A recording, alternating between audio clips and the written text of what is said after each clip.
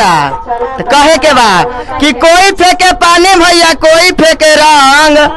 कोई फेंके पानी भैया कोई फेंके रंग होलिये में शिव जी भैलन मगन बोला जना गईले गादाराय अरिये अरिये आया हो